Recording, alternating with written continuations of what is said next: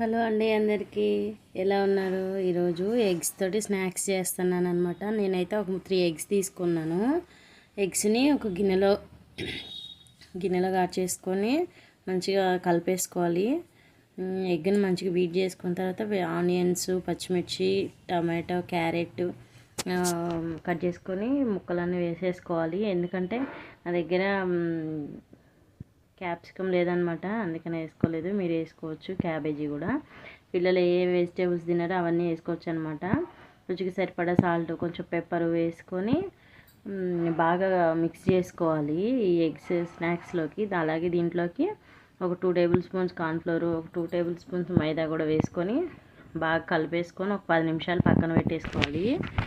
నాకైతే ఈ snacks recipe గురించి మా వారు చెప్పారనమాట. ఈ వీడియో పంపించారు ఒకటి. ఈ స్నాక్స్ రెసిపీ ట్రై చేయి, పిల్లలకి మంచిగా తింటారని చెప్పారు, అందుకని చేస్తున్నాను. అలాగే ఆనియన్స్ని చిన్న చిన్న రింగ్స్ లాగా కట్ చేసుకొని పెట్టుకోవాలి.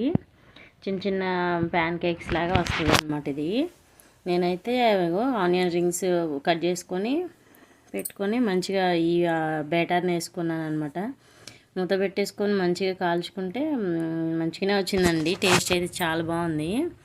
మరి ఎక్స్ట్రాడినరీ అని అయితే చెప్పలేం, కానీ తినడానికైతే బాగుంది. పిల్లలు అయితే వెజిటేబుల్స్ తిన్నాను పిల్లలకి ఇలా చేసి పెట్టొచ్చు అనమాట. ఆమ్లెట్ ఎగ్స్ తోటి చాలా బాగుంది. మా పాపకి అయితే చాలా బాగా నచ్చింది అనమాట. టమాటా కెచప్తో తింటే మా వారు కూడా తిని చాలా బాగుందని చెప్పారు. మీరు కూడా